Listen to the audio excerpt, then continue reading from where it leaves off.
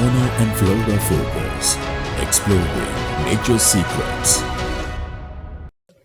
Welcome to Fauna and Flora Focus, exploring the nature's secrets. Here we brought you the third episode of our program. So as usual, Miss Anya is with us in order to give you knowledge about another wildcat living in Sri Lanka. As you all know, we have discussed about jungle cat and rusty spotted cat and about the fishing cat in the previous programs. So today we are going to talk about the jungle cat in this program. In Sinhala, we call this jungle cat as Kala Balala. So I think Miss Anna have some amazing facts about jungle cat as well. So let's listen to her. So Miss Anya, I think you are conducting researches on jungle cats as well. So how do jungle cats compare to other wildcats in terms of their role in the ecosystem? Their role in the ecosystem is very similar to the other cats. So they are in terms of what they eat. So an interesting thing about the jungle cat would be they are not animals that are found in jungles at all. They are actually found in areas that are closely related to wetlands. So like the fishing cat, they need water bodies in order to survive. And that's why we see, in Sri Lanka at least, we see a lot of jungle cats close to agriculture. So paddy fields are famous for having jungle cats. And that's because of the water.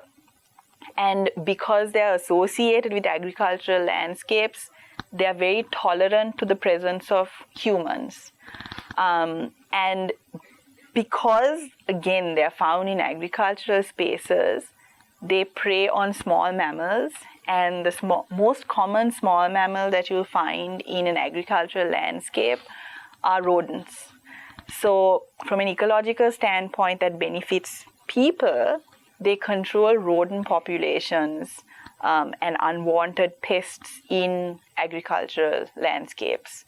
So that would be, I think, their biggest ecological role is controlling prey populations and making sure that everything's balanced in an ecosystem.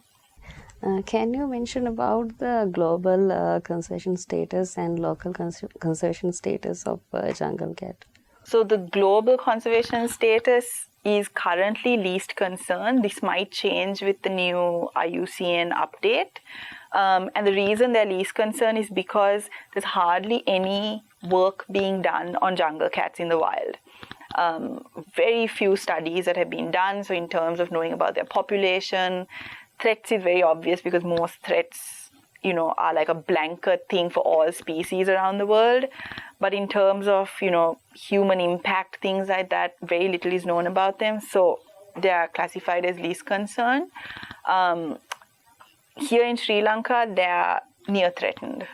And again, I think there are like 1 or 2 studies being done on jungle cats right now that I know of. Hopefully there are more. Okay. Are there any unique characteristics of these jungle cats when compared with the other 2 types of wild cats? Unique characteristics for the jungle cat would be out of the 3 small cats out of all 4 cats that we have in this country, the wildcats, it's the only wildcat that has a uniform coat color, so it doesn't have any spots on it.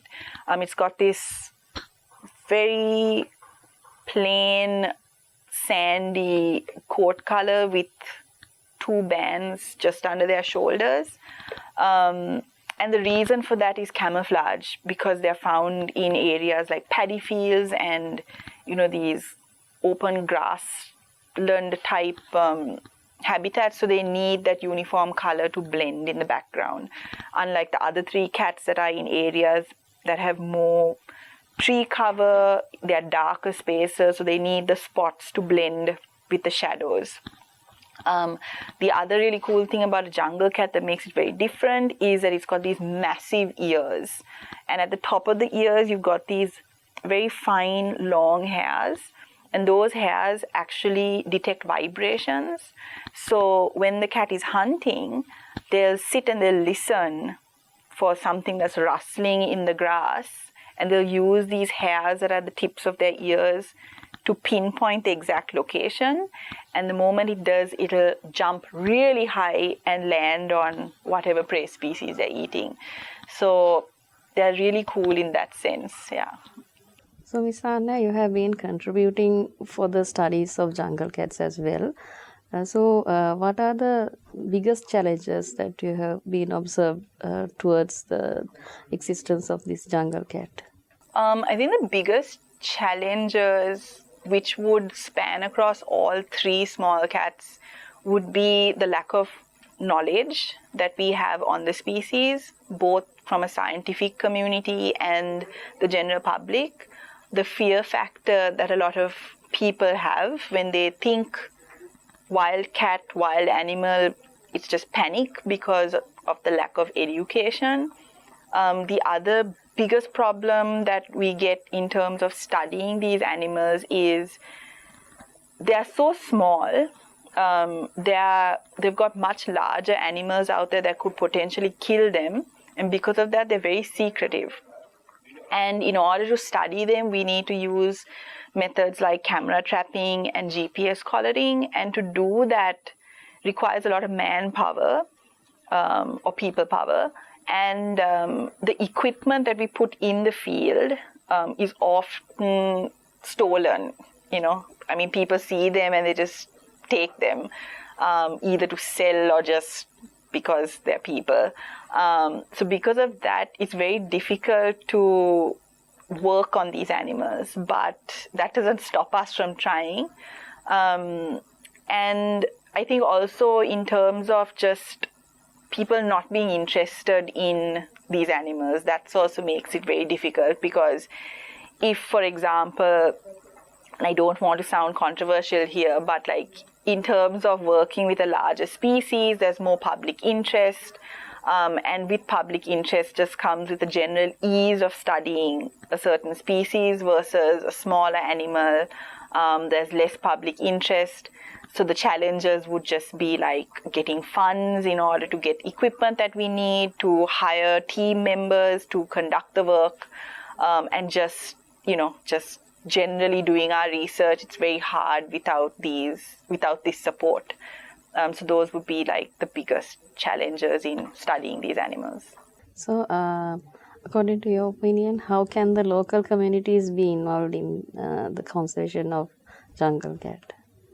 Again, like the other two species and all other animals that are often overlooked, learn about them, support studies that are conducting research on these species. If there are call to action, like for example, one thing that we in our organization do is we want to find out if people see these animals in the wild, whether it's outside their front door or like even if they're on holiday in a national park and they see a jungle cat, a rusty or a fishing cat, we ask them to send us this information so that we can add it to our existing studies, and just to kind of get an understanding of where these animals are in the country. So like things like that, just be involved you don't need to have a science degree to protect an animal. Just general public can contribute and be a citizen scientist, for example. So assist us in that way, and, feel proud to contribute towards their conservation. Indeed, feel proud to conservation, small animals as well. So thank you, Ms. Anya, for devoting your time while you are busy with your PhD as well. And I really admire that you have come upon our invitation to our discussion. So you gave us a lot of knowledge, and I hope that you also gain a lot of knowledge on conservation of these three kinds of wildcats throughout our three programs. So do join us with another programs as well. So until the next program, have a nice day.